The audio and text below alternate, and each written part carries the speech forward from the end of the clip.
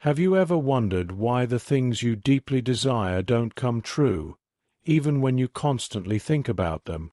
Could it be that the very things you try hardest to forget and push away are the ones that take over your entire mind? The more you avoid them, the more they show up. And what if a single silent phrase, a simple inner mantra, could completely transform your life? Let's dive into a story filled with deep wisdom and powerful metaphor to unlock the hidden magic of the mind. It is often said that the human mind holds the greatest power in the universe. When you desire something with all your heart and soul, when your mind is completely aligned with your wish, then nothing can stop you from achieving it. This is not merely a personal belief. It is the shared wisdom of sages, saints, and enlightened souls throughout history. But if this ancient truth holds, then why don't we always manifest what we so deeply long for? Why do so many people who crave happiness live in sorrow? Why do individuals who dream of success and abundance find themselves entangled in struggle and failure? After all, who would deliberately wish for suffering or poverty? This raises a crucial question. Are those wise men wrong, or are we perhaps misunderstanding how the mind truly works? In today's story, you will uncover a mantra so simple, yet so profound, that it has the power to reshape your life. You'll learn how thoughts are sown into the soil of the subconscious, and how the law of attraction truly functions beyond surface-level thinking. Let's begin the tale. There once lived a man whose life was steeped in endless sorrow. No matter how hard he tried, he never succeeded. His efforts went unrewarded. His home was plagued with arguments, and no one was willing to lend a helping hand.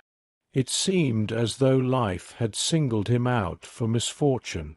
Day after day, night after night, he racked his brain trying to understand how to escape his misery. Sleep eluded him.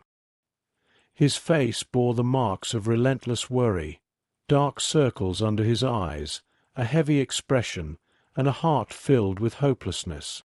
At times, even the thought of ending his life whispered into his mind. But his family tethered him to life, and that alone stopped him. One day, something within him shifted. He vowed to break free from his suffering, no matter what it took. Whether it meant walking on fire or embracing extreme hardship, he was ready. In his desperation, he confided in a friend, who advised him to seek help from a wise sage, or Baba, who was said to possess sacred mantras that could remove sorrow and bring prosperity. This hope, this sliver of light, took root in his heart. From that day forward, whenever he heard of a Baba, he would travel to them, pour out his troubles, and plead for guidance. Each time, the guru would give him some ritual to perform, some charm, chant, or offering, and in return they would ask for money. He obeyed every instruction meticulously, but nothing changed. In fact, things worsened. His hard-earned money dwindled. His misfortunes multiplied. The more rituals he performed, the more broken he felt. His belief in the path he had taken began to waver. Then someone suggested inviting a priest to perform a sacred fire ritual at home, a havan, to purify the space and expel negative energy. With high hopes, he did just that. The priest came, chanted the mantras, accepted his fee, and left. Days passed, but again no change. His life remained entangled in despair. A deeper frustration took root. He began to feel cursed, as if happiness had been banished from his destiny. Eventually, he heard of a different kind of Baba, one who didn't charge money, who didn't believe in taking donations. This intrigued him. If he isn't asking for anything, maybe he's truly enlightened, he thought. He went to meet the Baba. The sage was seated in deep meditation. The man quietly sat nearby, waiting patiently. After some time, the Baba opened his eyes and immediately noticed the sadness etched into the man's face. "Child," the Baba asked, "what do you seek?" With a trembling voice, the man poured out his soul. He shared his repeated failures, his endless suffering, and how he had tried everything. He confessed the darkness that often clouded his mind and his desperation to be free from it. The Baba listened in silence and then replied, "Child, mantras are not given freely. They must be earned through action. Are you truly ready to do what it takes?" The man, slightly disheartened, assumed the Baba too would ask for money.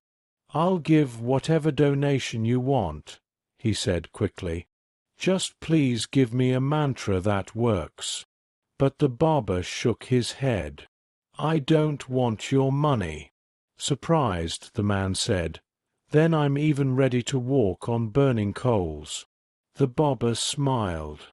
"Walking on fire is easy. What I ask will be far more difficult." "I'm ready," said the man, eager and determined. "Please tell me." The Baba said calmly, "As you return home, silently repeat in your mind the words, 'I am happy. I am happy.' Do not say it aloud. Only repeat it in your mind, over and over." The man smiled. "That's it. Of course. This is so simple." But as he began his journey back, the Baba added one final instruction. "One more thing. While you repeat this mantra in your mind, do not think about monkeys." "Not even once." The man chuckled. "Monkeys? I've never even thought about monkeys." "No problem." However, barely a few steps into his walk, the image of a monkey popped into his mind. He brushed it off, but the thought came back.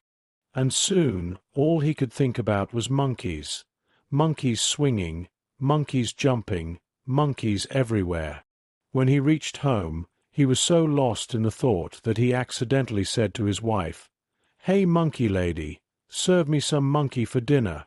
Realizing what he said, he was mortified. He pulled at his hair, banged his head on the wall, confused and disturbed. That night he couldn't sleep. Monkeys haunted his every thought. The next morning, without wasting a moment, he rushed back to the Baba. Falling at the sage's feet, he exclaimed, "Baba, something strange is happening. I never thought of monkeys before, but now I see them everywhere. Even now, I see one behind you, eating a banana." The Baba burst into laughter. "Child," he said, "the mind is a fascinating trap. Those monkeys were always there, on these very trees, even when you first arrived. But your mind was focused only on your sorrow, so you didn't notice them." Then the Baba shared the truth. Whatever we try to avoid, our mind clings to even more tightly. The things we desperately want to eliminate take deeper root within us. The more you try to resist a thought, the stronger it becomes. You kept repeating, "I am happy," but your mind was still steeped in sorrow. The man asked earnestly, "Then how can I truly plant a mantra into my subconscious?" The Baba replied, "Stop fighting your pain. The more you resist sorrow, the more it stays. The moment you stop trying to push it away, it begins to leave. Because the more you think about removing it, the more it occupies space within you." He continued, "People want to quit smoking or drinking. Every morning they promise themselves, but by evening they relapse. Why?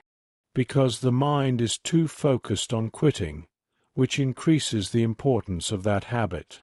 The mind becomes obsessed.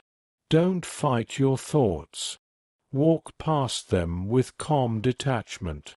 If you truly understand this mantra, you can embed anything into your subconscious. And once a thought is firmly rooted there, no power in the world can stop you from manifesting it.